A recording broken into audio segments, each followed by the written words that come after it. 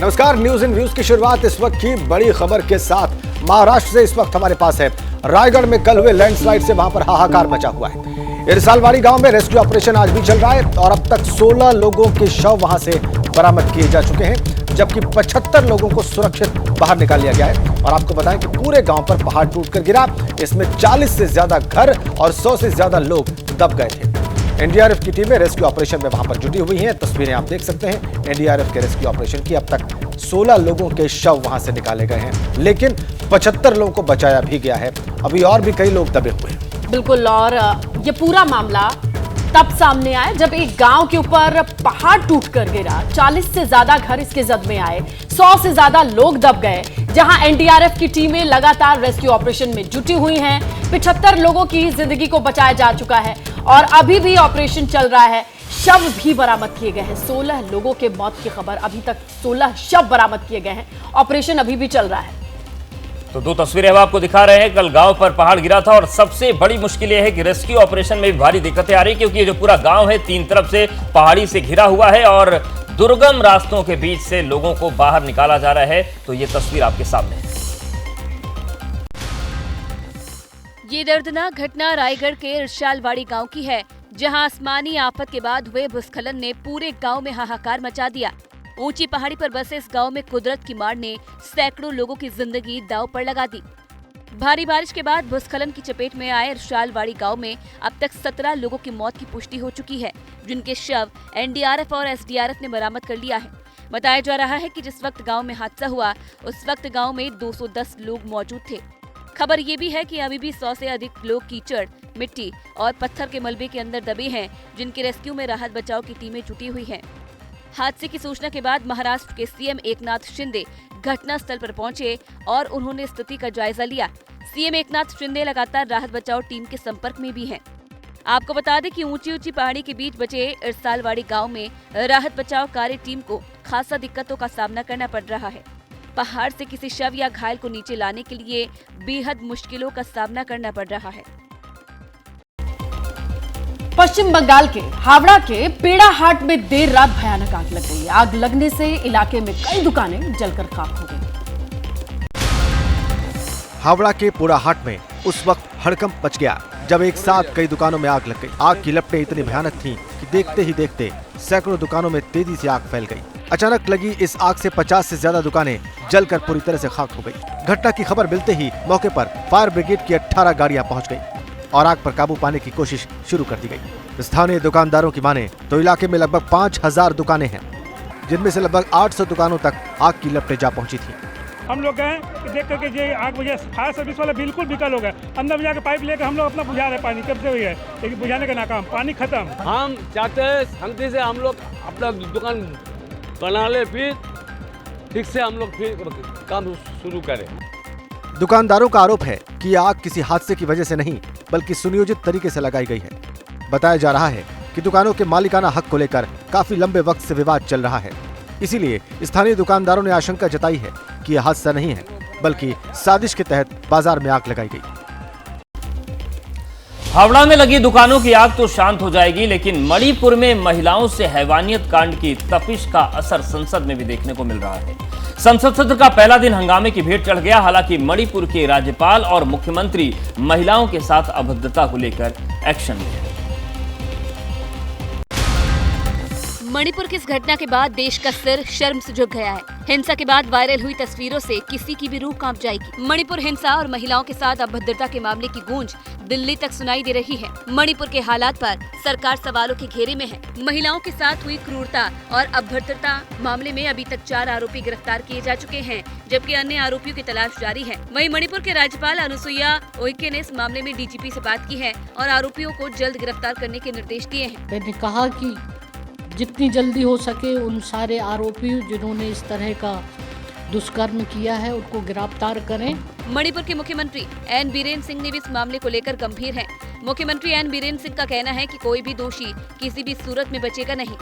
Police लोगों को बोला कि जो भी है जहाँ जहाँ में सस्पिशियस एरिया है उसमें ऑपरेशन करके क्राइम जो कर रहा है ऐसे वालों को मौत का सजा दे। मणिपुर में हालात अब तक बदले नहीं हैं। रुक रुक कर हिंसा हो रही है और अब महिलाओं के साथ हुई इस क्रूरता के बाद कई सवाल खड़े हो रहे हैं। तो संसद के मॉनसून सत्र के पहले दिन विपक्षी सांसदों ने जमकर हंगामा किया और इस मुद्दे पर राहुल गांधी ने सरकार पर निशाना साधा। हालांकि प्रधानमंत्री मोदी ने साफ कर दिया है कि कोई भी दोषी बख्शा नहीं जाएगा। मणिपुर की सड़कों पर इंसान की शक्ल में हैवान घूम रहे हैं। ये देश को झकझोर देने वाली वो घटना है जो मन को गुस्से से भर देती है और कलेजा कांप जाता है। इस क्रूरता के बाद सड़क से संसद तक संग्राम छिड़ गया। विपक्ष सरकार पर हमलावर है। वहीं कांग्रेस नेता राहुल गांधी ने भी इसे लेकर मोदी सरकार पर सवाल उठाए हैं। राहुल गांधी ने लिखा, प्रधानमंत्री जी, मुद्दा ये नहीं है कि देश के लिए शर्म की बात है। मुद्दा मणिपुर की महिलाओं को हुए अपार दर्द और आघात का है। हिंसा तुरंत रोके। हालांकि राहुल गांधी के कटाक्ष से पहले प्रधानमंत्री मोदी ने संसद की कार्यवाही शुरू होने से पहले इस मामले की निंदा की और दोषियों पर कड़ी कार्रवाई की बात कही। देशवासियों को विश्वास दिलाना चाहता, किसी भी गुनहगार को बख्शा नहीं जाएगा। कानून अपनी पूरी शक्ति से कदम उठाएगा। मणिपुर की इन बेटियों के साथ जो हुआ है, इसको कभी माफ नहीं किया जा सकता है। मॉनसून सत्र के पहले दिन विपक्षी सांसदों ने मणिपुर के मुद्दे पर जमकर हंगामा किया और सदन का पहला दिन हंगामे की भेंट चढ़ गया। ऐसे में आज भी इस मुद्दे पर हंगामा हो सकता है। मणिपुर में महिलाओं के साथ हुई हैवानियत पर सुप्रीम कोर्ट ने स्वतः संज्ञान लिया है। केंद्र और राज्य दोनों को जरूरी कदम उठाने की बात कही है। वहीं राष्ट्रीय मानवाधिकार आयोग और राष्ट्रीय महिला आयोग भी एक्शन में आ गए हैं। दरिंदगी की सभी हदें पार करती इस भीड़ को देखिए जो इंसानियत के लिए कब्र खोद रही है। मणिपुर में हुई इस झकझोर देने वाली घटना के बाद सियासत उफान पर है, तो वहीं सुप्रीम कोर्ट ने भी इस मामले में स्वतः संज्ञान लिया है। सुप्रीम कोर्ट ने राज्य और केंद्र सरकार से इस मामले पर उठाए जा रहे कदमों की जानकारी मांगी है। सुप्रीम कोर्ट ने कहा, महिलाओं के साथ जो हुआ वो परेशान करने वाला है। इतना ही नहीं, सुप्रीम कोर्ट ने कहा कि अब वक्त आ गया है सरकार कदम और कार्रवाई करे। सुप्रीम कोर्ट इस मामले में 28 जुलाई को अगली सुनवाई करेगा। वहीं मणिपुर में हुई बदसलूकी को लेकर राष्ट्रीय मानवाधिकार आयोग भी एक्शन में है। राष्ट्रीय मानवाधिकार आयोग ने मणिपुर सरकार को नोटिस भेजा है। साथ ही साथ राष्ट्रीय महिला आयोग ने महिलाओं का वीडियो ट्विटर से हटाने के निर्देश दिए हैं। राष्ट्रीय महिला आयोग ने कहा है कि ये वीडियो पीड़ितों की पहचान से समझौता करना है और दंडनीय अपराध है। मणिपुर में हिंसा 3 मई को शुरू हुई थी और महिला के साथ हुई ये क्रूरता 4 मई की है। भले ही 4 आरोपियों की गिरफ्तारी हो चुकी है, लेकिन इस घटना के बाद से देश में गुस्सा और नाराजगी है। न्यूज एंड व्यूज में अब बात आतंक की उस साजिश की करेंगे जिसका एनआईए ने पर्दाफाश किया है। झारखंड के लोहरदगा में आईएसआईएस आतंकी युवाओं का ब्रेन वॉश करने का कैंप चला रहा था, दहशत फैलाने की ट्रेनिंग दे रहा था। नकाबपोश ये दहशतगर्द आतंकी फैक्ट्री चला रहा था, दहशत फैलाने की ट्रेनिंग दे रहा था, जिसे एनआईए ने गिरफ्तार किया है। झारखंड की राजधानी रांची से 60 किलोमीटर दूर लोहरदगा में ये आतंकी नापाक मंसूबों को अंजाम देने की कोशिश में था। नाम है फैजान अंसारी। खुफिया एजेंसियों ने फैजान अंसारी को लोहरदगा शहरी क्षेत्र के न्यू रोड से गिरफ्तार किया है, जिसके पास से भड़काऊ वीडियो, पेन ड्राइव और आपत्तिजनक सामान बरामद हुआ है। फैजान अंसारी यहाँ युवाओं का ब्रेन वॉश कर रहा था, देश के खिलाफ भड़काने को लेकर ट्रेनिंग दे रहा था। जानकारी के मुताबिक ये आतंकी किसी बड़ी घटना को अंजाम देने की फिराक में था। फैजान अंसारी अलीगढ़ मुस्लिम यूनिवर्सिटी का स्टूडेंट है और मूल रूप से बिहार का रहने वाला है। डार्कनेट के जरिए आईएसआईएस आतंकियों के संपर्क में आया था। फैजान अंसारी के ईमेल अकाउंट से देश विरोधी डाटा मिला है। सोशल मीडिया पर आईएसआईएस के समर्थन में मुहिम चला रहा था। फिलहाल फैजान अंसारी को एनआईए की स्पेशल कोर्ट ने बिरसा मुंडा जेल भेज दिया है। इधर मध्य प्रदेश में विधानसभा चुनाव के रण में आज प्रियंका गांधी उतर रही है। ग्वालियर में कांग्रेस महासचिव प्रियंका गांधी रैली करेंगी। हिमाचल प्रदेश और कर्नाटक चुनाव के बाद कांग्रेस की रणनीति मध्य प्रदेश में भी पीजी कार्ड चलने की है। कांग्रेस की रणनीति आखिर है क्या, ये आपको दिखाते हैं। बीजेपी सांसद और केंद्रीय मंत्री ज्योतिरादित्य सिंधिया के गढ़ माने जाने वाले ग्वालियर में प्रियंका गांधी हुंकार भरने जा रही है। सिंधिया के कांग्रेस छोड़ने के बाद पहली बार गांधी परिवार का कोई सदस्य ग्वालियर में जनसभा करेगा। दरअसल कांग्रेस मध्य प्रदेश विधानसभा चुनाव में अपनी पकड़ मजबूत करने के लिए पीजी कार्ड चल रही है। सबसे पहले आपको पीजी कार्ड के बारे में बताते हैं। पी का मतलब प्रियंका गांधी और जी का मतलब गारंटी यानी वादे। हिमाचल प्रदेश और कर्नाटक विधानसभा चुनाव में कांग्रेस ने पीजी कार्ड चला था। हिमाचल और कर्नाटक में फ्री बिजली और महिलाओं को आर्थिक मदद की गारंटी दी थी। इन दोनों राज्यों में प्रियंका गांधी ने प्रचार की कमान भी संभाली, जिससे कांग्रेस को जीत मिली। इससे पहले 12 जून को प्रियंका गांधी ने मध्य प्रदेश के जबलपुर में रैली की थी, जिसमें महिलाओं को हर महीने 1500 रुपए देने का वादा किया, जबकि कर्नाटक में 2000 और हिमाचल में 1500 देने का वादा किया था। इसी तरह मध्य प्रदेश में 100 यूनिट बिजली फ्री का वादा है। कर्नाटक में 200 यूनिट फ्री बिजली है, जबकि हिमाचल प्रदेश में 300 यूनिट बिजली फ्री की गई है। और देखिए 2024 लोकसभा चुनाव को लेकर के बीजेपी के नेतृत्व वाली एनडीए होमवर्क में जुट गई है और इसी मद्देनजर अब पीएम मोदी ने एनडीए के सभी सांसदों के साथ बैठक करने का फैसला लिया है। संसद के मॉनसून सत्र के दौरान पीएम मोदी एनडीए के सांसदों के साथ संवाद करेंगे। एनडीए के सांसदों के 10 ग्रुप बनाए गए हैं। सांसदों के हर ग्रुप में 35 से 40 सांसदों को रखा गया है। सभी ग्रुप को क्षेत्रवाद ढंग से बांटा गया है। पीएम मोदी के साथ एनडीए सांसदों की बैठक 25 जुलाई से लेकर 3 अगस्त तक होगी। पीएम मोदी के नेतृत्व में होने वाली बैठक में बीजेपी राष्ट्रीय अध्यक्ष जेपी नड्डा और रक्षा मंत्री राजनाथ सिंह भी मौजूद रहेंगे। केंद्रीय मंत्रियों और पार्टी पदाधिकारियों को बैठक की जिम्मेदारी दी गई है। बैठक में एनडीए के सांसद अपने कामकाज की रिपोर्ट पीएम मोदी को सौंपेंगे। साथ ही पीएम और केंद्रीय नेतृत्व सांसदों से जमीनी फीडबैक लेंगे। लोकसभा में एनडीए की क्या रणनीति रहेगी, इस पर भी चर्चा होगी। साथ ही साथ एनडीए सांसदों के साथ बेहतर समन्वय बने, इसलिए खुद पीएम मोदी सांसदों से सीधे चर्चा करेंगे। आपको बता दें कि पीएम मोदी बीजेपी संसदीय दल की बैठक में लगातार बीजेपी सांसदों से राजनीतिक कार्यों से अलग हटकर सामाजिक क्षेत्र में भी काम करने का आह्वान करते रहते हैं। हालांकि एनडीए सांसदों के साथ पीएम मोदी की बैठक काफी अहम मानी जा रही है।